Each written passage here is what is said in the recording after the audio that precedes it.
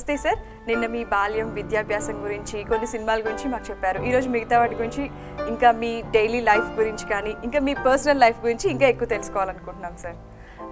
Starting ఏంటంటే నిన్నటి వరకు చిరంజీవి ఇంకా భానుచందర్ వాళ్ళందరి గురించి సుమన్ గురించి తెలుసుకున్నాం సార్. ఇక నెక్స్ట్ సెకండ్ ఇన్నింగ్స్ తను మీ సినిమాతో స్టార్ట్ చేశానని చెప్పుకున్న హీరో కృష్ణ. అప్పటి వరకు ఏఎన్ఆర్ ఎన్టీఆర్ ఏఎన్ఆర్ తర్వాత నెక్స్ట్ కాలంలో నెక్స్ట్ జనరేషన్కి మంచి హీరో అని చెప్పుకోవడానికి సూపర్ స్టార్ అంటే కృష్ణ గారే మాకు తెలిసిన వాళ్ళు. సో కృష్ణ గారిని పచ్చని సంసారం సినిమా ద్వారా సెకండ్ ఇన్నింగ్స్ ఇచ్చారు మీరు అని చెప్పుకుంటారు ఆయన. బయట మొన్న మధ్య కాలంలో కూడా ఆయన చెప్పుకున్న దాఖలాలు ఉన్నాయి. సో అసలు ఆ సినిమాకి దర్శకత్వం నిర్మాతం మీరే. అప్పుడు ఏ జాగ్రత్తలు తీసుకున్నారు సార్? అసలు ఆయనకి ఆ సినిమా ఏం చెప్పి మీరు ఒప్పించారు ఆయన్ని? నిజం చెప్పాలంటే ఆయన నన్ను ఒప్పించాడు, నేను ఆయన్ని ఒప్పించలేదు. అవునా? అప్పుడు ఏంటంటే నాకు వేటగాడు ఫ్లాప్ అయ్యింది. సో సినిమా చేతిలో లేదు, కూతురు కూడా అయిపోయింది. కూతురు చేసాం, కూతురు రిలీజ్ అయింది, అది పెద్దగా ఆడలా. సో రోజు పద్మాలయలో కూర్చునేవాళ్ళం. అప్పుడు ఆకిళ్ళ గారు ఒక కథ చెప్పాడు. చెప్తే దాన్ని వర్క్ చేసుకుంటూ రోజు అక్కడ పద్మాలయలో బయట మేము చేసుకుంటూ ఉండేవాళ్ళం. కృష్ణ గారు రోజు లోపలికి వెళ్తా బయటకు వస్తే మమ్మల్ని చూస్తూ ఉండేవాడు. అప్పుడప్పుడు పలకరించాడు, ఏమైనా కథ అయిందా అంటుండేవాడు. ఓకే, అది చిన్న హీరోలతో ఎవరితోనో చేద్దామని అనుకుని కథ రాసుకుంటున్నాను.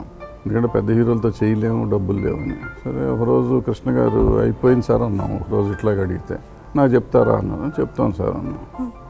సరే కథ విని నేను చేస్తానన్నారు. మీరు పెద్ద హీరో సార్, మీతో మేము ఎక్కడ చేస్తాం సినిమా, ఇది మన వల్ల కాదు, మీరు రెమ్యునరేషన్ నేను అడగలేదు కదా, సినిమా చేస్తాను నేను, కథ బాగుంది చేస్తాను అన్నారు. అంటే లేదు సార్, ఆ హీరోయిన్ నిరోష క్యారెక్టర్తో పోటీ పడుతుంది, మీలాంటి పెద్ద హీరోతో పడితే మరి జనం ఎట్లా ఉంటుంది, లేదు సినిమా ఆడుతుంది, మంచి కథ ఇది చేద్దాం అని ఆయన చెప్పారు. ఆయన చెప్తే ఆయన మాట విని చేసాం. ఈ జాగ్రత్తలు అనేది చాలా చెప్పేవారు నాకు కృష్ణ గారు. అంటే అదేనా ఇదని చెప్పారు.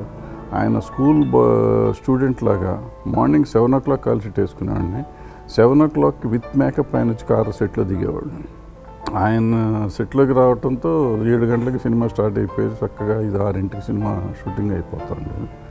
అట్లాగే ఆ లాస్ట్లో సాంగ్ ఉంటుంది ఆయన, దీనికి ఒరిజినల్ గడ్డం పెంచి, నేను అనుకోవటం ఆయన కెరియర్లో ఒరిజినల్ గడ్డంతో చేసిన సినిమా అది ఒకటే అనుకుంటాను. సో ఒరిజినల్ గడ్డం పెంచి ఆ సాంగ్ సీన్స్ అన్నీ చేసాం. తర్వాత సీన్స్ దానికోసం 15 days షూటింగ్ ఆపి ఆయన గడ్డం పెరిగినాక చేసాం అన్నమాట. అట్లాగే రికార్డింగ్స్కి వచ్చేవారు, ఆయన కూర్చునేవారు వచ్చి చాలా ఆశ్చర్యపోయారు. ఆయన సినిమా రికార్డింగ్కి ఆయన వెళ్ళేవారు కదా, మీ సినిమాలకు రికార్డింగ్ కూడా వస్తారు ఏంటండి. సో ఆయనకి అంత ఇంట్రెస్ట్ ఉండేది. అండ్ నాకు పర్సనల్గా మొగుడు కావాలి సినిమాకి నేను చూశాను. జనం థియేటర్లో డబ్బులు వేయటం, చిరంజీవి సినిమాకి, అది చిరంజీవి కెరియర్కి అది ఫస్ట్ సినిమా థియేటర్లో డబ్బులు వేయటం అనేది. మళ్ళీ కృష్ణ గారి సినిమాకి వచ్చేటప్పటికి ఇక్కడ ఇంకో కొత్త ఎక్స్పీరియన్స్ అంటే డబ్బులు వేసేవారు ప్లస్ రిపీట్ చేయమనేవారు సాంగ్. సినిమా నడుస్తుంటే సినిమా ఆపేసి థియేటర్స్లో దాన్ని రిపీట్ చేశారు. ఆంధ్ర అంతా సాంగ్ పున్నాగ పూల తోటలో మళ్ళీ వేసుకుని చూసేవారు ఆ సినిమా సాంగ్. అది అయిపోయినాక చాలామంది వెళ్ళిపోయేవారు కూడా ఒక్కోసారి. సో అంత ఇదిగా ఉంది. అట్లాగే క్లైమాక్స్కి వచ్చేటప్పటికి ఫ్యాన్స్ అందరికి కోపం వచ్చింది. ఫస్ట్ డే రిలీజ్ రోజు కృష్ణ గారిని నిరోష తిరగబడుతుంది. కృష్ణ గారిని తిడతాంది, ఈ అమ్మాయి ఒప్పుకోండి డుమ్ డుషుమ్ అని వాళ్ళంతా గొడవ చేశారు. కృష్ణ గారికి నేను చెప్పాను, ఆయన కూడా నువ్వు పట్టించుకోదు, ఆయన మొదటే అనుకున్నా. అది ఫస్టే నేను అడిగితే కృష్ణ గారు నువ్వు పట్టించుకోదు, అది బాగుంటుంది, అదే పే చేసే ఎలిమెంట్ సినిమాకి అన్నారు. అండ్ ఎగ్జిబిటర్స్ అంతా నాకు ఫోన్ చేసి సార్ అది కట్ చేయమన్నారు. కట్ చేయొద్దు, ఉంచండి చూద్దాం అన్నా. అండ్ తర్వాత ఫైనల్గా అదే పే చేసింది. 100 రోజుల సినిమా అద్భుతంగా ఆడింది. అప్పుడు కృష్ణ గారు మీతో ఏమన్నారు సార్? అంటే ఆయనకి అప్పటి వరకు ఫ్లాప్స్ ఉన్నాయి చాలా. అది అంటే అంతకుముందు 2 years ఆయన సినిమా లేదు అప్పటికి. మన సినిమా రిలీజ్ అయ్యే టైంకి 2 years రక్త తర్పణం ఇది ఆయన డైరెక్ట్ చేసిన సినిమా ఒకటి రిలీజ్ అయింది, తమిళ హిందీ రీమేక్ ఒకటి. దాని తర్వాత 2 years సినిమా రిలీజ్ అవ్వలేదు.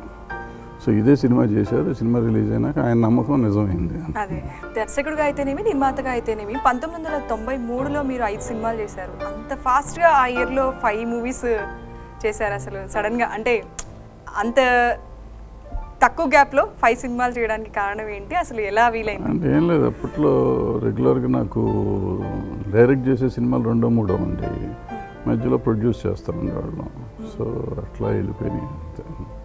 అది ఏదో అవ్వాలి, చేయాలి, రికార్డ్ బ్రేక్ చేయాలి అని కాదు, కానీ బట్ ఆ టైంలో కుదిరింది అది, ఆ సంవత్సరం అట్లా కుదిరింది 5 సినిమాలు అయినాయి. తర్వాత అట్లా ఒళ్ళు పొగరెక్కి చేసినందుకే తర్వాత 14 ఏళ్ళు సినిమాలు కూడా లేకుండా అయినాయి.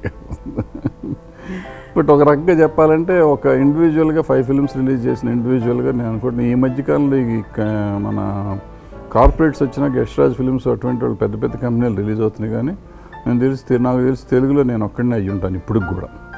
ఒకే సంవత్సరంలో 5 సినిమాలు రిలీజ్ చేసిన మనిషి నేను ఒక్కడినే అయ్యి ఉంటాను. అప్పుడు మీ ఫీలింగ్ ఎలా ఉంటుంది సార్ అలా అనిపించినప్పుడు? నేను చెప్పాను కదా, వంగకుండా ఒదిగి ఉండమంటే ఒదిగి ఉండకపోవటమే కదా. ఏం లేదంటే ఎప్పటికప్పుడు ఒక సాటిస్ఫాక్షన్, లేకపోతే నేనే ఇప్పుడు చాలా ఉన్నాయి నేనే చేశాను అనుకుని అట్లీస్ట్ జనానికి తెలిసినా తెలియకపోయినా నా వరకు నేను సాటిస్ఫై అయిపోతానికి నాకు ఇది ఫస్ట్ అది ఫస్ట్ ఇది ఫస్ట్ అది ఫస్ట్ ఇదే నేను చేయగలిగాను, నేను చేసింది ఇంకెవడో చేయలేదు అనుకుని చాలా ఉన్నాయి నా వరకు సినిమా ఇండస్ట్రీలో. సో అంటే హిట్ ఫ్లాప్తో సంబంధం లేకుండా మీ సెల్ఫ్ సాటిస్ఫాక్షన్ చూసుకుంటారనమాట. అంతేగా ఆటోమేటిక్గా అంతే. అంటే హిట్లు ఫ్లాప్లు మన చేతుల్లో ఉండవు. బట్ సినిమా తీసే ఎవరైనా కానీ హిట్ చేయాలని సినిమా తీస్తాం. నేను ఏది తీసినా ఫ్లాప్ అయిన సినిమా కూడా నేను పెద్ద హిట్ అవుతుందని తీస్తాను. బట్ ఏంటంటే ఆ హిట్ అవుతుంది అనుకున్న ఎలిమెంట్ ఇది డిఫరెంట్ ఎలిమెంట్ కదా, డెఫినెట్గా జనం చూస్తారు అనే ఉద్దేశంతో నేను అనుకుని తీస్తాను. బట్ డెఫినెట్గా హట్కే ఉంటుంది సినిమా ఏదైనా కానీ. ఆ సినిమా జనరల్ దాంతో కాకుండా బయటకు ఉంటుంది. ఆ బయటకు ఉండే సినిమా కొత్త సినిమా అవుతుంది చూస్తారు అనుకుంటారు, వాళ్ళు కొత్త సినిమా నచ్చదు నువ్వు జాలే అని వాళ్ళు అనుకుంటారు. మామూలుగా మీకు ఏమైనా సెంటిమెంట్స్ ఉన్నాయా ఫిలింలో? కంపల్సరీ అంటే హీరోకి ఈ పేరు పెడితేనే, లేదంటే హీరో మదర్ క్యారెక్టర్ ఈ క్యారెక్టర్ పెడితేనే హిట్ అవుతుంది, ఇలాంటివి ఏమైనా సెంటిమెంట్స్తో ఎప్పుడైనా మూవీస్ చేశారా మీరు? మీకు అనిపించిందా? అవన్నీ మీరు నమ్ముతారా? నేను అట్లాంటి అసలు ఏం చేయలేదు ఇంతవరకు, నమ్మను కూడా. వేరే ప్రొడ్యూసర్స్ చాలా మందిని చూసాం కదా, డైరెక్టర్స్ కానీ ప్రొడ్యూసర్స్ కానీ. అయితే నమ్ముతారు. మనం ఒక నమ్మకం మీదే బతుకుతున్నాం ఎవరైనా కానీ. నాకు ఒక రకమైన నమ్మకం ఉంటే వాళ్ళకి ఇంకో రకమైన నమ్మకం ఉంటుంది. ఆ నమ్మకాన్ని తప్పు పట్టాల్సిన అవసరం మనకేం లేదు. అంటే మీకు సెంటిమెంట్స్ లేవన్నమాట? సెంటిమెంట్లు లేవంటే సెంటిమెంట్కి దీనికి సంబంధం లేదు. సెంటిమెంట్ అంటే వాత్సల్యం అవ్వచ్చు, ఇంకో రకం అవ్వచ్చు, నమ్మకారం అవ్వచ్చు, అవన్నీ సెంటిమెంట్స్ అవుతాయి. అవన్నీ ఉంటాయి. ఇవి లేకుండా ఎట్లా ఉంటాయి ఈ సెంటిమెంట్లు? అంటే ఇప్పుడు నేను ఫలానాది నమ్మితే సెంటిమెంట్, నమ్మకపోతే సెంటిమెంట్ కాదనేది తప్పు. Okay sir. తమ్మారెడ్డి భరద్వాజ్ గారి గురించి మరిన్ని విషయాలు తెలుసుకునే ముందు చిన్న బ్రేక్ తీసుకుందాం.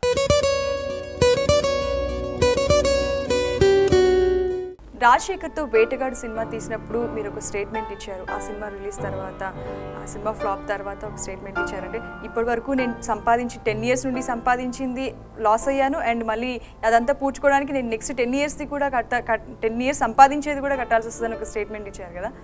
దానికి కారణం ఏంటి? అసలు ఆ సినిమా రీమేక్ చేయడానికి రీజన్ ఏంటి? అండ్ దాని తర్వాత మీరు ఇలా అనడానికి రీజన్ ఏంటి సార్? అంటే ఆ సినిమా నేను యాక్చువల్గా శ్రీకాంత్తో తీద్దాం అనుకున్నా. సినిమా ఒరిజినల్గా శ్రీకాంత్తో డేట్స్ కూడా ఫైనలైజ్ అయిపోయినప్పుడు నేను బంగారు మొగుడు తీస్తున్నాను. వైజాగ్లో ఉన్న షూటింగ్ చేసుకుంటున్నాను. అదే టైంలో ఇక్కడ శ్రీకాంత్ దొంగరాస్కల్ సినిమా చేస్తున్నాడు. మన ప్రొడక్షన్ నడుస్తుంది సైమిల్టేనియస్గా. ఈ టైంలో రాజశేఖర్ వాళ్ళకి అది ఇంగ్లీష్ సినిమా యాక్చువల్గా, ఇంగ్లీష్ నవల. అది ఇంగ్లీష్లో సినిమా కూడా వచ్చింది, తెలుగులో కూడా నవల వచ్చింది. గణపతిరావు రాశాడు నవల. అది ఆ నవల కొని నేను శ్రీకాంత్తో చేద్దామని నేను అనుకున్నాను. అదే టైంలో నేను నవల కొన్నాక హిందీలో బాజీగర్ అని వచ్చింది. దాన్ని, అది ఇంగ్లీష్ నవల, అది ఇంగ్లీష్ సినిమా. అది దాన్ని యాజ్ ఇట్ ఈజ్గా తీశారు అబ్బాస్ మస్తాన్. దాన్ని రత్నం గారు కొన్నారు. రత్నం గారు కొని రాజశేఖర్తో చేద్దాం అనుకున్నారు. ఏదో సంథింగ్ ఏదో జరుగుతుంది. సో రాజశేఖర్ నేను స్టార్ట్ చేస్తున్నానని చెప్పి, మీరు స్టార్ట్ చేయొద్దు మేము చేస్తున్నాం కదండి, మీరు చేసుకోండి, అది నేను చేసుకుంటాను, నేను ఆగదు అన్నాను. అయితే పోనీ మన ఇద్దరం కలిసి చేద్దాం, నేనే చేస్తాను మీకు ఆ సినిమా, నాకు చేయండి, నాకు నా లైఫ్ టైం ఇది, ఆ సినిమా నేను చేస్తాను అన్నాడు రాజశేఖర్. సరే ఆ టైంలో శ్రీకాంత్ని అడిగితే అతను అప్పటికి మన కంపెనీలో 5 సినిమాలు చేస్తున్నాడు చరిత్రలో. సో చరిత్ర అంటే శ్రీకాంత్ అంటే చరిత్రలాగా ఉండేది. అక్కడే ఉండేవాడు, మన ఆఫీస్లోనే ఉండేవాడు.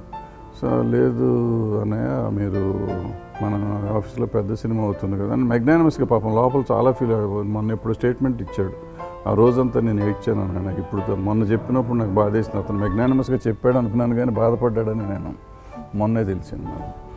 సో అన్నాక చేసినప్పుడు నేను అప్పటికే అన్నాను రాజశేఖర్కి, నువ్వు మామూలుగా చెయ్యు, సినిమా కంప్లీట్ చేయవు, నీతో ప్రాబ్లం అని అందరూ చెప్తారు నాకు అంటే, లేదు సార్ 3 monthsలో ఫినిష్ చేద్దాను. అది అట్టా ఇట్లా వెళ్ళి 1.5 years పెట్టింది సినిమా. సో ఇప్పుడు అతన్ని బ్లేమ్ చేయటం కదా, అతని క్యారెక్టర్ అటువంటిదని తెలిసినప్పుడు అతను nice actor, very good actor, very good friend also. కానీ సినిమాకి వచ్చేటప్పటికి అతని ఇబ్బందులు ఏముంటో తెలియదు, కానీ ఇటువంటి జరుగుతూ ఉంటాయి రెగ్యులర్గా, ప్రతి సినిమాకి జరుగుతూ ఉంటాయి. సో తెలిసి వెళ్ళటం తప్పు నాదే కాబట్టి వెళ్ళింది ఒకటి. రెండోది ఏంటంటే ఫైనాన్షియల్గా అనుకున్న బడ్జెట్కి లేట్ అవటంతో వడ్డీలు కానీ ఇంకోటి కానీ కాస్ట్ ఆఫ్ ప్రొడక్షన్ కానీ ఎక్కువైపోయి మొత్తం పోయింది. ఆ రోజుల్లో 1.5 కోటి అంటే మొత్తం పోయినట్టే కదా. సో సంపాదించింది అంత లేదు. సో 1 year అమ్మేసి తర్వాత 10 years మొన్నటిదాకా చేస్తాను. 3-4 years క్రితం వరకు దాని అప్పులు కడతానే వచ్చాను. అప్పుడు మీ ఫ్యామిలీలో ఏం ఒత్తిడి రాలేదా సార్? మళ్ళీ నెక్స్ట్ మూవీస్ చేయాలి చేయొద్దు అనే సంకల్పం కానీ అనేది ఎప్పుడు అంటానే ఉంటారు, బట్ వాళ్ళ మాట వింటే ఇట్లా అనుకుంటాం బాగానే ఉండేవాళ్ళు. అప్పటికి మీకు ఇంకా లోపల కసి ఉందా సార్? మూవీ తీయాలి, నెక్స్ట్ మూవీ తీయాలి, మళ్ళీ సంపాదించాలి అనే కసి ఏమైనా ఉందా? ఎప్పుడు ఉంటానే ఉంటుంది కదా ఆ కసి. అప్పుడప్పుడు తీరకుండా స్వర్ణక్క సినిమాతో తీరింది. స్వర్ణక్క సినిమాలో నా జీవితంలో నేను ఊర్మిళ తర్వాత స్వర్ణక్కకి టేబుల్ మీద ప్రాఫిట్ చూసిన సినిమాలు. అటు కమర్షియల్గా బాగా హిట్ అయింది. అది కమర్షియల్గా హిట్ అవ్వాలి ఊర్మిళ, కానీ ఇదో కమర్షియల్ హిట్ అయింది. 100 days విమర్శకుల ప్రశంసలు కూడా అందుకున్న సినిమా. నంది అవార్డు వచ్చింది, ఎంఐకి అవార్డు వచ్చింది. ఆ సినిమా గురించి మాతో షేర్ చేయండి. అది యాక్చువల్గా ఇక సినిమా తీయలేము, ఏమీ చేయలేము, ఇంకా ఏం చేయాలి అనుకుని పిల్లల దగ్గరికి వెళ్ళిపోయి ఫస్ట్ టైం అమెరికా వెళ్తున్నా. ఆ టైంలో పిల్లలు పిలిచారు, వచ్చేయమని. మా అమ్మాయి వాళ్ళు అక్కడికి వచ్చే, డాడీ ఇక్కడ ఎందుకు వెళ్తున్నా.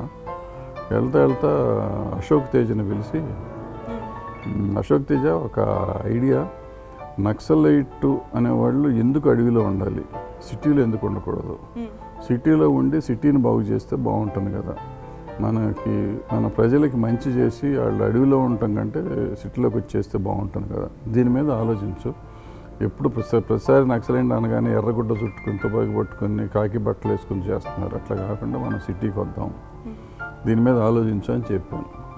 ఏది యాక్చువల్గా ఆ రోజు నైట్ ఫ్లైట్, ఈవినింగ్ 6 o'clock అట్లా ఎర్రమంజిల్ ఇరానీ హోటల్లో బయట ఇద్దరం కూర్చొని, నేను ఆడు అశోక్ తేజ ఉత్తేజ్ ముగ్గురం కూర్చొని మాట్లాడుకుని టీ తాగి నేను అటు నుంచి అటు ఎయిర్పోర్ట్కి వెళ్ళిపోయాను. వీళ్ళు తిరిగి వచ్చేసరికి ఏమి రాయలే. భారద్వాజ్ అసలు సినిమా తీస్తాడో తీయడో అనుకున్నారు, లేకపోతే ఊరికే సరదాగా వెళ్తే చెప్పి వెళ్ళాడు అనుకున్నారు. తర్వాత నేను దిగ్గానే అడిగితే లేదన్న మొదలెట్టలేదు. అప్పుడు కూర్చోబెట్టి మళ్ళీ మొదలెట్టి మొత్తం వండటం మొదలెట్టి చేసి మిగతా అందరి దర్శక నిర్మాతల్లాగా పోతే పోనీ అని ఊరుకోకుండా ఏదో ఒక సామాజిక అంశాన్ని తీసుకుని పోతే పోనీ సినిమా తీశారు. అంటే సామాజిక అంశాన్ని దాంట్లో ఇన్వాల్వ్ చేసి దానికి ప్రేరణ ఏంటి సార్? ప్రేరణ లేదు. పోతే పోనీ సినిమాకి అంటే నాకు ఎప్పుడు ఒక బాధ ఒకటి వేస్తూ ఉంటుంది. పేపర్లో చూస్తూ ఉంటే పర్టికులర్గా ఈ నక్సలైట్లు టైంలో ఎవరో కొంతమంది అమాయకులు చచ్చిపోతుంటారు ఎప్పటికప్పుడు. పోలీసులు కాకుండా అమాయకులు కూడా చచ్చిపోతుంటారు, కామన్ మ్యాన్ చచ్చిపోతుంటారు. నెక్స్ట్ డే పేపర్లో స్టేట్మెంట్ ఇస్తారు, పొరపాటు జరిగింది, చచ్చిపోయినందుకు వాళ్ళని కాదు ఏం చేసిన ఇంకోళ్ళని ఏం చేసినా వీళ్ళు చచ్చిపోయారు, మా పొరపాటు అంటారు. పొరపాటు అంటే పోయిన వాళ్ళ ఫ్యామిలీ ఎవరికన్నా తిరిగి ఇస్తారా, పోయిన మనిషి ప్రాణం ఇస్తారా, ఇవ్వగలరా వీళ్ళు, లేదా పోయిన వాళ్ళ ఫ్యామిలీని వీళ్ళు ఏమైనా చేయగలరా, వీళ్ళకి ఎవరిచ్చారు ఈ హక్కు చంపుతానికి? ఇప్పుడు రాజ్యాన్ని సంరక్షిస్తానికి పోలీసులు ఉన్నారు, పోలీసులు ఏం కావాలి నక్సలైట్లను చంపరు. అట్లాగే నక్సలైట్లు కూడా వాళ్ళు దేశాన్ని ఉద్ధరిద్దాం అనుకుని, దేశాన్ని బాగు చేద్దామని అనుకుంటారు. But at the same time బాగు చేయటం కోసం చంపక్కర్లేదు కదా, అది కూడా ఒక పని చేసుకునే వాళ్ళని చంపడం అనేది కరెక్ట్ కాదు. అలాగే వాళ్ళని చంపటం కోసం మామూలు కామన్ పీపుల్ని చంపటం అంతకంటే తప్పు. దీని మీద ఒక ఆలోచన వచ్చి పోతే పోనీ సినిమా తీసాను. ఎన్ని సినిమాలు తీసింది మీకు ఏ నటు అంటే ఇష్టం? అంటే మీ ఫేవరెట్ యాక్టర్ అని అడిగాను, యాక్టర్ యాక్ట్రెస్ అంటే ఇప్పుడు వచ్చేటప్పటికి పెద్దగా ఏమీ నేను ఎవరితో పెద్దగా పని చేయలేదు కదా, ఈ లేటెస్ట్ జనరేషన్తో పెద్దగా పని చేయలేదు. ఇన్ జనరల్ హీరోయిన్స్ దగ్గరికి వచ్చేసరికి అనుష్క హీరోయిన్గా నాకు బాగా ఇష్టం. అండ్ హీరోలు వచ్చేటప్పటికి ఎన్టీఆర్, మహేష్ బాబు. మీరు తీసిన వాళ్ళల్లో నేను తీసిన వాళ్ళు నాకు అందరూ ఇష్టమే, అందరూ బాగా కష్టపడి చేశారు. చిరంజీవి, సుమన్, భానుచందర్, శ్రీకాంత్ 1/2లో ఫస్ట్ టైం హీరోగా చేశాను. శ్రీకాంత్, అట్లాగే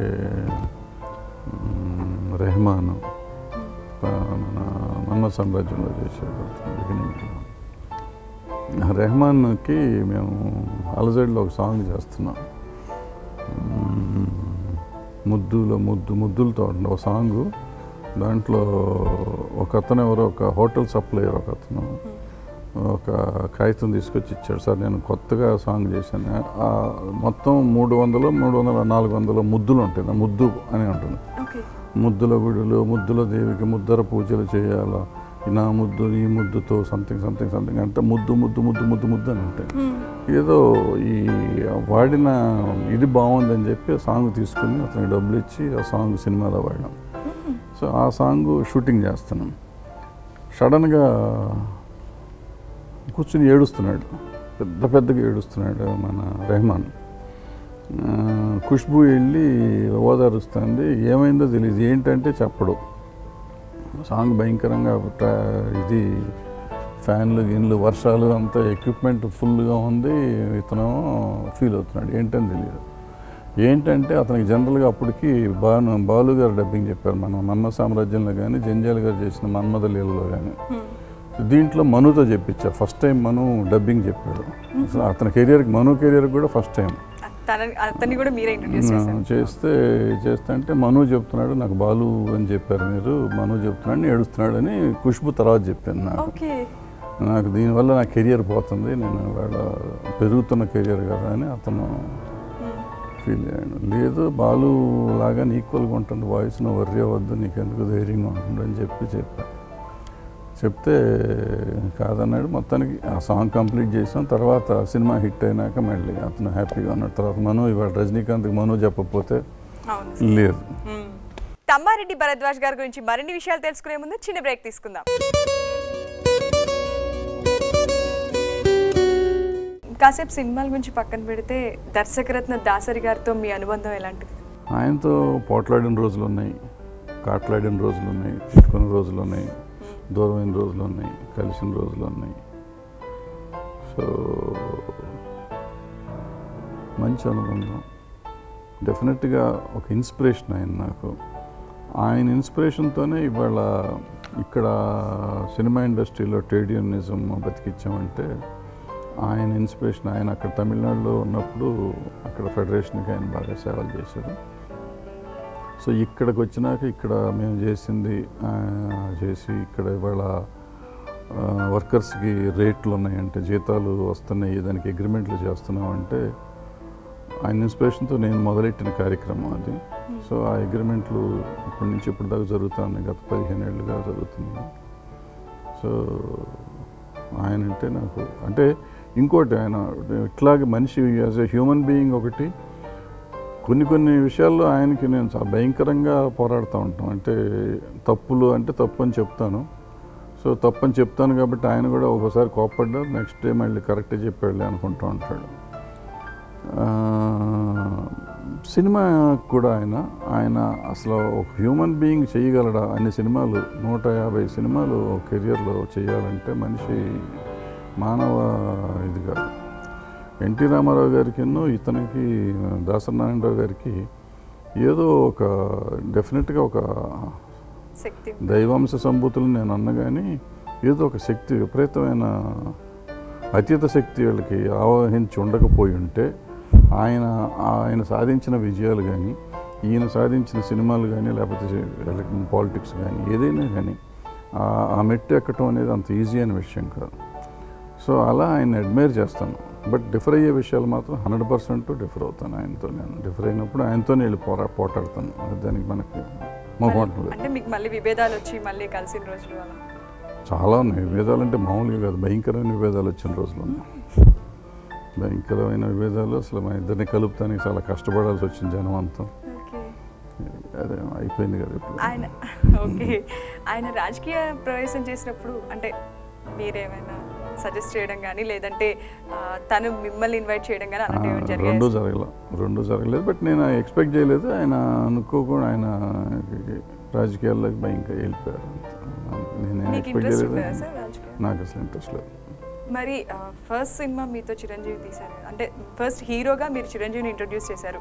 చిరంజీవితో మీకు మంచి ఐ మీన్ ఉండే ఉంటుంది మీకు క్లోజ్నెస్. సో మీరు తన రాజకీయ ప్రవేశం గురించి మీరు ఏమైనా చెప్పగలుగుతారా? అంటే తన రాజకీయ ఇప్పుడు ప్రస్థానం గురించి జనరల్గా. ప్రస్థానం గురించి ఆయన వెళ్ళినప్పుడే నేను వద్దని చెప్పాను, అప్పుడే చెప్పాను వద్దని. అప్పుడు ప్రెస్లో స్టేట్మెంట్లు కూడా ఇచ్చాను నేను, వద్దు అసలు పార్టీ కరెక్ట్ కాదు, దాంట్లోకి వెళ్ళొద్దని. నేను చెప్పింది నిజమైన తర్వాత జరిగిన చరిత్ర అంతా చూస్తే కరెక్ట్ అయింది. అంటే చిరంజీవి మొదట్లో ఉన్న చిరంజీవి వేరు, ఇప్పుడు మనకు తెలిసిన చిరంజీవి, నాకు తెలిసిన చిరంజీవి వేరు, ఇప్పుడున్న చిరంజీవి వేరు అని నా ఫీలింగు. అదే ఫీలింగ్ నేను ఆ రోజు పబ్లిక్ ముందు కూడా ఎక్స్ప్రెస్ చేశాను, అతను పార్టీ పెట్టిన రోజు ఎక్స్ప్రెస్ చేశాను. నేను ఇప్పటికీ అదే అంటాను నేను. బట్ అంటే మేము కనపడితే అమర్యాదగా ఉంటాం అటువంటి ఏం లేదు, చాలా బాగుంటాడు, చాలా మర్యాదగా ఉంటాడు. బట్ నాకు ఎక్కడో ఆ ఆత్మీయత లోపిస్తుంది, ఎక్కడో ఆర్టిఫిషియాలిటీ కనపడుతుంది ఆయనలో. నాకు చాలా ఆత్మీయంగా అసలు ఒక కంచం ఒక మంచం లాగా ఉండే మనుషులు మేము ఇద్దరం అప్పట్లో. బట్ ఆత్మీయత లోపించింది. ఫస్ట్ టైం నన్ను అన్నయ్య అని పిలిచిన, ఇండస్ట్రీలో పిలిచింది అతనే. అతను పిలిచిన పిలుపుతోనే మొన్నటిదాకా ఇప్పుడు ఇండస్ట్రీలో నిన్నంతకాలం అందరూ నన్ను అన్నయ్యగానే పిలుస్తూ ఉండేవారు.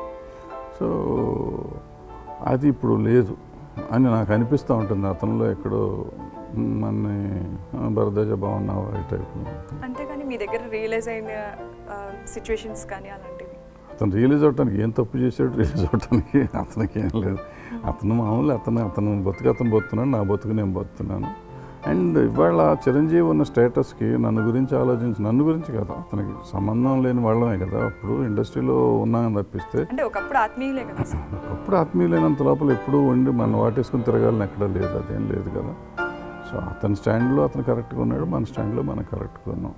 సో నేను ఎప్పుడు అతని దగ్గర నేను ఎక్స్పెక్ట్ చేసి ఉంటే అప్పుడు అతను తప్పు గెప్పు లేకపోతే అతను ఏదో మనకి రియలైజ్ అవ్వాలి అనుకోవాలి, కానీ అతని దగ్గర నుంచి మనం ఏం ఎక్స్పెక్ట్ చేయలేదు. సిమిలర్గా అతను కూడా మన దగ్గర నుంచి ఏం ఎక్స్పెక్ట్ చేయడు. సినిమా ఇండస్ట్రీకి చెందిన వాళ్ళు ఎవరైనా సరే వాళ్ళు పాలిటిక్స్లోకి రావడం అంటే మీ అభిప్రాయం చెప్పండి, ఎంతవరకు కరెక్ట్ అంటారు, కరెక్ట్ కాదంటారు, ఏమంటారు? అంటే సినిమాల ఇండస్ట్రీలో ఉన్న వాళ్ళు పాలిటిక్స్లోకి రావటం కరెక్ట్ కాదంటానికి నేను ఎవరిని కాదు, కానీ సినిమా ఇండస్ట్రీలో ఉన్నవాళ్ళు మన రెగ్యులర్ లైఫ్కి జనజీవనానికి దూరంగా ఉంటారు. అంటే ఒక రంగుల ప్రపంచంలో బతుకుతారు వాళ్ళు, కళల ప్రపంచం, రంగుల ప్రపంచంలో బతుకుతారు. వాళ్ళకి నిజంగా ఉన్న కష్టాలు ఎంతవరకు తెలుస్తాయి, వాళ్ళు తెలుసుకోగలిగిన రోజున, వాళ్ళ ప్రజల్లో మమేకం అవ్వగలిగిన రోజున వాళ్ళు రాజకీయాల్లోకి రావచ్చు. ఎన్టీ రామారావు గారు రోజు పొద్దున్నే కొన్ని వందల మందిని కలిసేవారు. ఆయన బయటికి వెళ్ళకపోయినా కలిసేవారు. రోజు ఇంటికి తండాలుగా 10 బస్సుల్లో వచ్చి అందరినీ పలకరించి మీ అమ్మ బాగుందా, నాన్న బాగుందా, ఊరు బాగుందా, ఊళ్ళో సమస్యలు ఏంటి, ఇవన్నీ మాట్లాడేసి 2 గంట మాట్లాడి షూటింగ్కి వెళ్ళేవారు ఆయన. సో తెలియకుండా ఇంటరాక్షన్ ఉండేది ప్రజలతో. తర్వాత రాష్ట్రంలోకి వచ్చినా కూడా ఆయన రావటం దేశం మీద పడిపోయి రోడ్డు మీద పడుకున్నాడు ఆయన. అంటే సమస్య ప్రజల్లో మమేకం అయిపోయారు కాబట్టి ఆయన నాయకుడు అవ్వగలిగారు. మిగిలిన వాళ్ళు నేను ఇంక ఏసీ కార్లోనే వెళ్తాను, ఏసీ కార్లో అద్దను కూడా దించను, నాకు అన్నీ తెలుసు, నాకు ఓటేస్తారు అనుకుంటే ఎట్లా వేస్తారు, ఎందుకు వేస్తారు? వేసినందువల్ల వచ్చే నష్టం ఏంటో కూడా తర్వాత అర్థమైపోతుంది కదా జనానికి. సో నువ్వు ప్రజల్లోకి వెళ్ళగలవా, నువ్వు ప్రజలతో ఇంటరాక్ట్ అవ్వగలవా, ప్రజల కష్టాలు నువ్వు తెలుసుకోగలవా, తెలుసుకుని దాన్ని నువ్వు సాల్వ్ చేయగలవా? అండ్ ఇవాళ చిరంజీవి గారు లాంటి వాళ్ళు కానీ, పవన్ కళ్యాణ్ గారు కానీ, మహేష్ బాబు కానీ ఎవరైనా కానీ వాళ్ళు తలుచుకుంటే వాళ్ళకి ఏ పదవి అక్కర్లా, వాళ్ళు రోడ్డు మీదకి వచ్చి నాకు ఇది కావాలి అంటే అది జరుగుతుంది ఈ రాష్ట్రంలో, ఈ 2 రాష్ట్రాల్లోనూ. అయితే ప్రజలకు కావాల్సింది ఏంటనేది వాళ్ళు తెలుసుకోవాలి. వాళ్ళకేం కావాలని వాళ్ళు అనుకుంటే జరగవచ్చు, జరగకపోవచ్చు, కానీ వాళ్ళకి నేను ముఖ్యమంత్రి అయిపోవాలంటే అవ్వచ్చు, అవ్వకపోవచ్చు. కానీ నా ప్రజలకు ఇది నేను చెయ్యాలి అని ఎవరైనా నేను చెప్పిన 5-6 పేర్లు హీరోలు ఎవరైనా సరే రోడ్డు మీదకి వచ్చి చెప్తే వాళ్ళు చెప్పింది 1 వీక్లో అవ్వకపోతే నా పేరు భారద్వాజ్ గారు. ఏదో ఊరికే కూర్చుని నేను అనుకున్నాను, లేకపోతే వాళ్ళు మాట చెప్పారు, లేకపోతే వాళ్ళు చేస్తారులే, ఇవన్నీ బోగస్. ఇవన్నీ వాళ్ళు వచ్చి ఇది కావాలి, నా ప్రజలకి ఇది కావాలి, నాకు నమ్మిన వాళ్ళకి ఇది కావాలని మీరు దమ్ముంటే రోడ్డు మీదకి వచ్చి చేయండి. ఎందుకు అవ్వదో చూద్దాం, ఏ ప్రభుత్వం మిమ్మల్ని అడ్డుకుంటుందో చూద్దాం. ప్రజలందరూ మీ వెనకాల ఉంటారు. అంటే మీరు అనేది ఏంటి సార్, అంటే పాలిటిక్సే అవసరం లేదు, ప్రజలకు ఏదైనా చేయాలనుకున్న వాళ్ళకి ఎవరికి అవసరం లేదు. నిజంగా అవసరం లేదు. ఇప్పుడు పదవి ఉంటేనే కావాలి అనుకుంటే అది వేరే, పదవి లేకుండా కూడా చేయొచ్చు. వీళ్ళకి ఆల్రెడీ ప్రజలు నీరాజనాలు పడుతున్నారు, ప్రజలు వీళ్ళు వెనకాలన్నారు. ఇప్పుడు రాజకీయ నాయకులు డబ్బులు ఇచ్చి కొనుక్కోవాలి, వీళ్ళకి డబ్బులు ఇచ్చి సినిమా చూస్తారు. ఇప్పుడు మన హీరో సినిమాకి టికెట్ కొనుక్కొని చూస్తాడు, కొనుక్కుని వాడి భక్తుడు అభిమాని అవుతాడు. వాళ్ళ పోస్టర్లు వీళ్ళు తయారు చేస్తారు, వాళ్ళకి పాలాభిషేకాలు చేస్తూ ఉంటారు, వాళ్ళకి పువ్వుల అభిషేకాలు చేస్తారు, దానికి ఎదురు పెట్టుబడి పెడతా ఉంటారు. బట్ అట్లా రాజకీయ నాయకులు అట్ట కాదు, వీళ్ళు డబ్బులు ఇచ్చి మీటింగులకు జనాన్ని తెచ్చుకుంటారు. అదే సినిమా వాడు వెళ్తే కొన్ని వేల మంది ఎక్కడెక్క పక్క ఊళ్ళ నుంచి కూడా వస్తారు. సో వీళ్ళకి వచ్చే అభిమానం వేరు, వాళ్ళు కొనుక్కునే అభిమానం, ఇది నిజమైన అభిమానం. ఈ నిజమైన అభిమానాన్ని మనకు ఎన్కాష్ చేయగలిగితే ప్రజలు అందరూ వీళ్ళతో ఉంటారు, ప్రజలంతా వీళ్ళతో ఉంటే వీళ్ళకి ఏది కావాలంటే జరుగుతుంది. దానికి పదవి అక్కర్లా, పదవి కోసం ప్రయత్నం చేయక్కర్లా, ఊరికి స్టేట్మెంట్లు కూడా అక్కర్లా, రోజు రోడ్డు మీదకి రమ్మనండి, ఎందుకు అవుతుందో చూద్దాం. మీరు అన్న వాటికి దగ్గరగా కొంచెం పవన్ కళ్యాణ్ కనిపించట్లేదు సార్? పవన్ కళ్యాణ్ గారు కనపడుతూ అంటే మాటల వరకు ఉంటాను, ఆయన ప్రజల్లోకి రాలేకపోతున్నాడే. మొన్న ఫర్ ఎగ్జాంపుల్ స్పందన అంటే మొన్న ఇక్కడ ఒక స్టేట్మెంట్ ఇచ్చాడు, గుంటూరు వెళ్ళి ఒక స్టేట్మెంట్ ఇచ్చాడు, మళ్ళీ ఇక్కడికి వచ్చి ఇంకో స్టేట్మెంట్ ఇచ్చాడు, మళ్ళీ చంద్రబాబు నాయుడు గారు 2025 దాకా ముఖ్యమంత్రిగా ఉండొచ్చు అంటాడు. ఈయన ఎవరు ఉండొద్దు అంటానికి, నీకేం కావాలి, నువ్వేం చేద్దాం అనుకుంటున్నావు చెప్పాలి, అంతే తప్ప అతను ఉండొచ్చు ఉండకూడదు, అతను ఉంచడానికి ఇతను ఏమిటి కాదు. అట్లా ఇది కాదు కావాల్సింది. ఇవాళ ప్రజలకు ఏం చేయాలి, నేను అక్కడ అన్యాయం జరగకుండా చూస్తా ఉన్నాడు, అక్కడ అన్యాయం జరుగుతుందని తెలిసినప్పుడు అన్యాయాన్ని ఆపగలిగారా? లేదు, ఆయన అన్యాయం జరగకుండా చూస్తాడులే అని మళ్ళీ ఈయన స్టేట్మెంట్ ఇచ్చి తప్పుకుంటాం కరెక్ట్ కాదు కదా. అన్యాయం జరుగుతుంది, అక్కడికి వెళ్ళి మాట ఇచ్చాడు, అన్యాయం జరిగితే నేను మీకు ఉంటానని చెప్పి, ఇక్కడికి వచ్చి లేదు మా వాడు అన్యాయం చేయడు మంచోడే అంటాడు. ఇక్కడ ఆయన అడగాలి, నన్ను అడిగితే నాకేం తెలుస్తుంది. తమ్మారెడ్డి భరద్వాజ్ గారి గురించి మరిన్ని విషయాలు తెలుసుకునే ముందు చిన్న బ్రేక్ తీసుకుందాం. తెలుగు సినిమాల్లో చాలామంది కళాకారులకి, చిన్న వాళ్ళకు కూడా, చిన్న లెవెల్ నుండి వచ్చే వాళ్ళకు కూడా మీరు చాలామందికి పెద్దన్నయ్య అంటారు. దీనికి గల కారణాలు ఏంటి? అంటే వాళ్ళు మిమ్మల్ని అలా ఫీల్ అవ్వడానికి రీజన్ ఏంటి సార్? అదే నేను చెప్పాను కదా, ముందు చిరంజీవి నన్ను అన్నయ్యగా ఫీల్ అయ్యాడు, అప్పటి నుంచి ఇండస్ట్రీ అంతా అన్నయ్యగా ఫీల్ అవటం మొదలెట్టింది రకరకాలుగా. అఫ్కోర్స్ అంటే దాసనారాయణరావు గారు కానీ నేను కానీ ఎప్పుడు ఓపెన్గా ఎవరికైనా దొరుకుతాం, అవైలబుల్ ఎవరికైనా కానీ. అంటే మేము ప్రతిదీ సాల్వ్ చేసేస్తాము, ఇక్కడ ఉన్నదన్నీ క్లీన్ చేసేస్తాము, చేయగలం అనేది ఏం లేదు. అట్లీస్ట్ నీ కష్టం చెప్పుకోవడానికి వినే మనుషులుగా మేమిద్దరం అవైలబుల్. అంటే ఏ చిన్నవాళ్ళు అవ్వచ్చు, పెద్దవాళ్ళు అవ్వచ్చు, ఎవరైనా కానీ వస్తే చెప్తే, వాళ్ళ కష్టం చెప్తే, అవకాశం ఉంటే సాల్వ్ చేయటం, అవకాశం లేకపోతే అట్లీస్ట్ సానుభూతి మాటలు 4 చెప్తానికన్నా అవైలబుల్గా మనుషులను దొరుకుతాం ఇండస్ట్రీలో.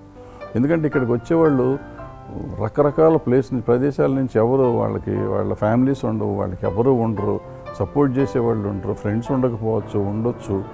సో ఏ రకమైన కష్టం వచ్చినా కానీ వాళ్ళు ఎవరికి చెప్పుకోవాలో తెలియదు.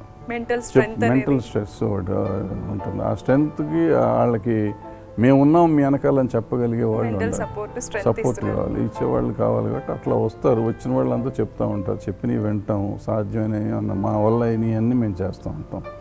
సో అట్లా మెల్లిమెల్లిగా పెరుగుతూ వచ్చి అందరూ అన్నయ్య అంటారు.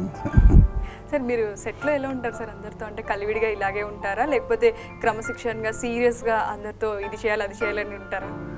అంటే కలివిడిగానే ఉండంటే అరిసో తిట్టో కొట్టో పని చేయించుకోవటం అనేది కరెక్ట్ కాదని నా ఫీలింగ్. కోపం వచ్చినప్పుడు డెఫినెట్గా నేను తిడతాను, కొట్టాను. ఒకరోజు అలజడి సెట్లో అనుకుంటే ఏదో చిరాకు చేతిలో వాటర్ గ్లాస్ ఉంటే ఇసిరి పక్కన కొట్టాను. ఆ అమ్మాయి డిస్కో శాంతి, సార్ మేము ఆర్టిస్టులం సార్, అద్దాలు వచ్చి చూచుకుంటే మా ముఖాలు ఏమైపోతాయి సార్. అట్లా కోపం వచ్చినప్పుడు ఒక్కసారి జరుగుతూ ఉంటాయి, కొట్టిన రోజులున్నాయి, తన్నిన రోజులున్నాయి, ఇదే సంగతి. బట్ సాధ్యమైనంత వరకు నేను కలివిడిగా కలిసిపోయి ఉంటాను. బట్ ఇరిటేషన్ వచ్చినప్పుడు నా కంట్రోల్లో నేను ఉంటాను. ఇప్పుడు ఇక అయిపోయింది, వయసు అయిపోయింది కాబట్టి ఇప్పుడు చచ్చినట్టు చివరిదాకా కంట్రోల్లో ఉంటాను. మీరు అలాంటి ఎప్పుడైనా అనుభవాలు ఉన్నాయి సార్ గట్టిగా? అంటే చాలా సీరియస్ అయ్యి హీరో వెళ్ళిపోయిన రోజులు కానీ, హీరోయిన్ కానీ, అంటే ఏమైనా సిచ్యువేషన్స్ ఉన్నాయా మీ కెరీర్లో? నా కెరీర్లో నేను స్వర్ణక్క చేసాను, ఒక 3 రోజులు సాంగ్ చేశాను స్వర్ణక్క. నేను రోజు అసలు మాట్లాడుకోవాలి, మూల ఆవిడ ఆ మూల కుర్చీ చేసుకునే, నేను ఏ మూల కుర్చీ చేసుకున్నాను. ఏదో ఆమె మీద కోపం వచ్చింది, అసలు ఏదో ఇంగ్లీష్లో తిట్టాను ఆమెని, నన్ను తిడతామని ఆమె దూరంగా వెళ్ళిపోయింది. చాలా క్లోజ్గా అంకుల్ అంకుల్ అని చాలా క్లోజ్గా ఉండేది. అటువంటిది ఆ రోజు తిట్టేసరికి వెళ్ళిపోయింది. సరే నేను కూడా చేయండి రా అని చెప్పి కావాల్సినంత చేసుకుని వెళ్ళిపోయాను. సో ఆ 3 డేస్కి సాంగ్ అద్భుతంగా వచ్చింది, బట్ మేమిద్దరం మాట్లాడుకోవాలి. ఆ తర్వాత మళ్ళీ మామూలు అయిపోయింది. సో జరుగుతాం అంతే. అప్పుడు భరద్వాజ్ గారు ఇప్పుడు రోజా ఎమ్మెల్యే కూడా అయ్యారు, రాజకీయాల్లోకి వెళ్ళారు, ఎమ్మెల్యే కూడా అయ్యారు. ఇప్పుడు మీతో ఎలా ఉంటున్నారు? అంటే ఎప్పుడైనా ఏదైనా ఫంక్షన్స్లో కానీ నిన్న మొన్న కూడా ఫోన్లో మాట్లాడుకుంటాం, బాగుంటుంది. మిగతా ప్రొడ్యూసర్స్తో మీ అనుబంధం ఏంటి సార్? అంటే రామానాయుడు గారు పెద్ద పెద్ద నాకు అందరితో చాలా క్లోజ్ అనుబంధం ఉంది. అంటే క్లోజ్ అంటే ఏదో కిత్ అండ్ కిన్ లాగా కాదు, బట్ అందరితోనూ చాలా ఆత్మీయంగా, వాళ్ళు నాతో ఆత్మీయంగా ఉండేవారు, నేను వాళ్ళతో చాలా బాగుండేవాడిని. సో ఎవరిది నాకు విడరాని అనుబంధం అని నేను అన్నా, అట్ ద సేమ్ టైం అనుబంధం లేకుండా అలానా వాళ్ళు ఉన్నారని కూడా అన్నా. ప్రతి వాళ్ళతోనూ నేను క్లోజ్గానే. సార్ ఫిలిం ఇండస్ట్రీలో, మూవీ ఇండస్ట్రీలో ఏం జరుగుతున్నా, ఏం జరిగినా ప్రతి దాంట్లో ముందుగా మీరు భాగస్వామ్యం, మీ భాగస్వామ్యాన్ని కూడా చూస్తూ ఉంటాం జనరల్గా. ప్రెస్ మీట్లో కానీ దేంట్లో అయినా స్పందించడంలో ఫస్ట్ మీరు ఉంటారు.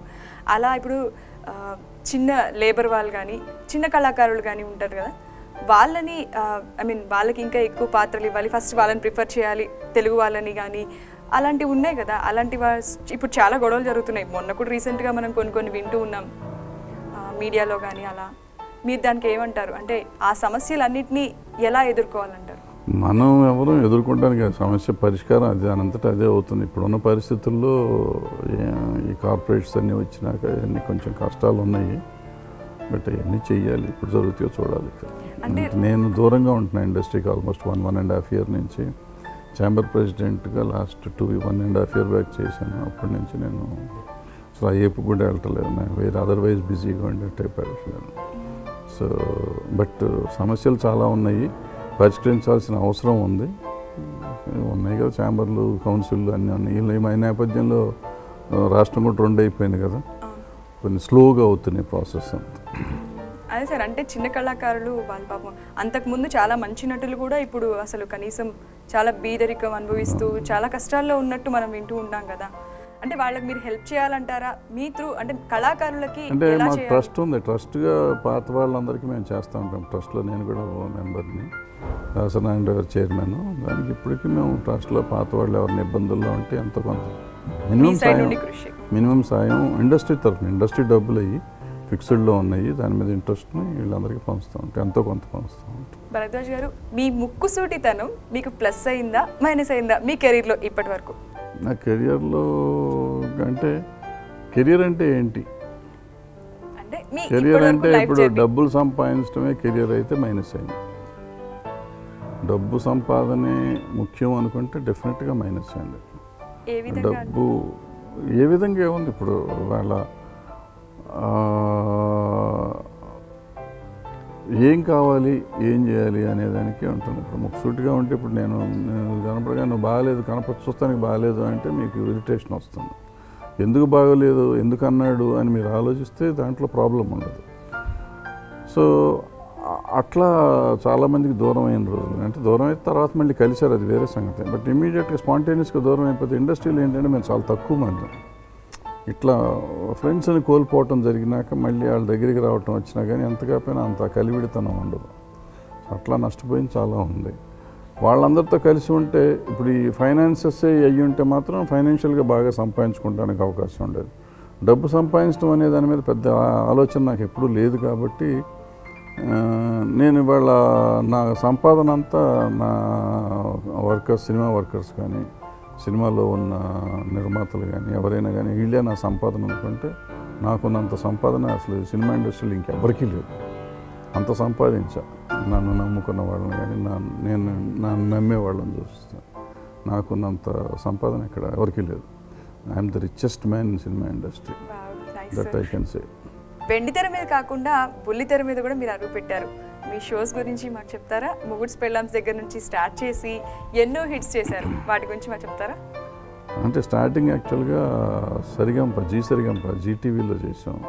అది అనుకోకుండా ఒకరోజు ఏదో జీటీవీ వాళ్ళతో మాట్లాడతామంటే చెయ్యండి అన్నారు, వెంటనే చేసాం. అది అక్కడి నుంచి చాలా సక్సెస్ఫుల్ షో అది. అప్పట్లో తెలుగులో నెంబర్ 1 షో అది కొంతకన్నా అలాంటి మనం షో arrange ఫస్ట్ చేసి. టైం ఆ తర్వాత మొగుడ్స్ పెళ్ళాంస్ మా టీవీలో చేసాం, ఈటీవీలో ఒక్కరే అని ఒకటి చేశాను.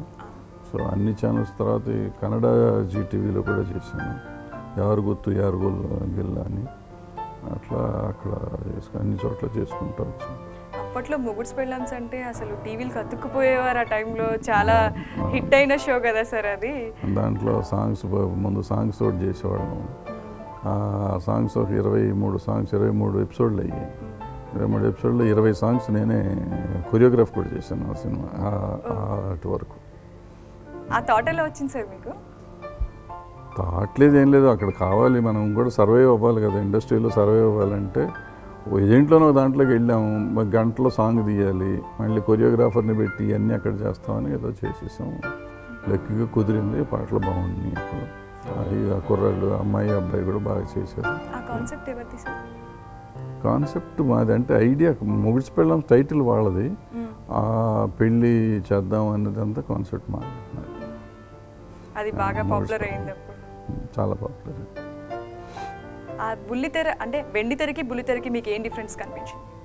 వెండితెరకి బుల్లితెరకి నిజం చెప్పాలంటే ఏమీ లేదు, అన్నీ ఒకటిగా ఉంటాయి. ఇక్కడ ఒక రకమైన డిస్సాటిస్ఫాక్షన్ ఉంటే అక్కడ ఒక రకమైన డిస్సాటిస్ఫాక్షన్ ఉంటుంది. అంటే ఇక్కడేమో ప్రజలు ఆదరిస్తారో ఆదరించరు అంటారు, అక్కడేమో ఇక్కడ డిస్ట్రిబ్యూటర్లు లేకపోతే ఎవరో ఒకరు డిక్టేట్ చేస్తారు, లేదా హీరోలు హీరోయిన్లు ఇట్లా కావాలి అని చెప్తారు సినిమా తీస్తున్నప్పుడు.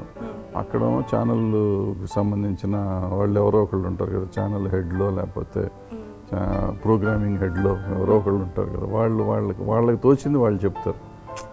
సో ఇందాక మీరు అడిగారు నన్ను, మీకు తోచింది మీరు చేస్తే సినిమాలు ఆడతాయా అని. అట్లాగే ప్రోగ్రామింగ్ హెడ్లు వాళ్ళకే తెలుసు మేము చెప్పిందే కరెక్ట్ అనుకుని వాళ్ళు చెప్తూ ఉంటారు. లక్కీగా కుదిరితే వాళ్ళది, పోతేనేమో ప్రొడ్యూసర్ది అనే ఫీలింగ్లో ఉంటారు. సో అవి జరుగుతూ ఉంటాయి. సో బట్ ఏంటంటే లైక్ సక్సెస్ఫుల్గా షోస్ జరుగుతున్నాయి కాబట్టి వాళ్ళు అనలైజ్ చేస్తారు కాబట్టి వాళ్ళని తప్పు పడటానికి లేదు. ఎందుకంటే వాళ్ళు దే ఆర్ ఆన్సరబుల్, కార్పొరేట్స్ కదా, ఇప్పుడు అన్నీ ఆన్సరబిలిటీ ఉంటుంది వాళ్ళకి వారం. ప్లస్ ఇక్కడ టీఆర్పీల మీద బతుతుంది టెలివిజన్ ఇండస్ట్రీ. ఎవ్రీ వెన్స్డే వచ్చేటప్పటికి వాళ్ళకి గండంలాగా ఉంటుంది అన్నమాట. సో ఆ గండాన్ని గట్టెక్కడానికి వాళ్ళు చాలా కష్టపడుతూ ఉంటారు. సో ఆ కష్టాన్ని నిర్మాతలుగా మేము ఒక్కోసారి పాజిటివ్గా తీసుకుంటాం అనేది కొంచెం కష్టం అవుతుంది. అందుకని వాళ్ళు మాకు ప్రథమ శత్రువులుగా ఫీల్ అవుతూ ఉంటాం. నా వల్ల కాక నేను కొంత దూరం ఉన్నాను, పెట్టినోళ్ళు చేసుకుంటున్నారు. మీరు అన్నీ ఇలాగే సమాధానం చెప్తారా సార్? అంటే ఏదైనా కానీ నేను సాటిస్ఫై అవుతాను, నేనైతేనే చేస్తాను అన్నట్టుగా. అవ్వకపోతే మనం చేయలేము, చేయకుండా అనవసరంగా బాధపడతా చేయటం అంటే కాంప్రమైజ్ అయ్యి అన్నీ చాలాసార్లు చేశాను, నేను చేయలేదని నేను అన్నాను. బట్ దానివల్ల ఏమవుతుందంటే ఏదైతే మనం పని చేస్తున్నామో అది క్వాలిటీ రాదు. మనం నమ్మింది చేసినప్పుడు వచ్చిన క్వాలిటీ హిట్ ఫ్లాప్ పక్కన పెట్టండి, నమ్మకుండా చేసింది, నాకు ఇష్టం లేకుండా చేసింది డెఫినెట్గా ఫెయిల్ అవుతుందని తెలిసి చేస్తూ ఉంటాం. సో కొన్ని షోలు ఈ మధ్యకాలంలో ఆ మధ్య చేసి నేను పర్సనల్గా నాకు ఇష్టం లేదు, ఫెయిల్ అవుతాయి అని కూడా వాళ్ళకి చెప్పాను. వాళ్ళు మేము నమ్మాం కదా చేయండి అన్నారు. అఫ్కోర్స్ ఫెయిల్ అయిపోయినాక నా మీద తోస్తారు అనుకోండి, అది వేరే సంగతి. బట్ అట్లా జరుగుతూ ఉంటుంది. అప్పుడు మీరు వాళ్ళు తిరిగి అన్న రోజులు ఏం లేవా సార్? ఎందుకు అని ఏమొస్తుంది చెప్పండి. ఇప్పుడు దాన్ని ఒకళ్ళని తిట్టుకుంటే ఏమొస్తుంది, వాళ్ళు హ్యాపీగా వాళ్ళు ఉన్నాయి, మనం దూరంగా ఉంటే సరిపోతుంది కదా. ప్రతిదానికి మనం వెళ్ళి చూసావా నువ్వు అలా చేసావా అని సంకలు కొట్టుకుంటే మనకేం రాదు. దానివల్ల శాడిజం, మనకి శాడిస్టిక్ ప్రెషర్ అని వస్తుందేమో తప్ప అది కాదు. ఎందుకంటే అవతల వాళ్ళు సక్సెస్ఫుల్గా వేరే షోస్ చేస్తున్నారు, ప్రాబ్లీ వాళ్ళే కరెక్ట్ ఏమో. మన సాటిస్ఫాక్షన్ లేకుండా చేయటం వల్ల మనం తప్పు చేసాము, వాళ్ళు కరెక్టే చెప్పారేమో. బట్ మనకి ఇష్టం లేదు కాబట్టి మనం తప్పు చేసాము. ఏదన్నా అవ్వచ్చు కదా, ఎందుకు మనం పాజిటివ్గా ఎందుకు వాళ్ళని పాజిటివ్గా ఎందుకు తీసుకోకూడదు? ఆల్ సైడ్ అండ్ వాళ్ళకి మనకు పని ఇస్తున్నారు ఒక రకంగా చెప్పాలంటే. సో వాళ్ళు పని ఇచ్చిన వాళ్ళని మనం కామెంట్ చేయటం కంటే మనదే తప్పు అనుకుని దూరంగా ఉండటం బెటర్ కదా. ఇది వాటి తమ్మారెడ్డి భరద్వాజ్ గారితో మనసులో మాట. బాగా ఎంజాయ్ చేశారు కదా. నెక్స్ట్ వీక్ మరో గెస్ట్తో మళ్ళీ కలుద్దాం. Until then bye by.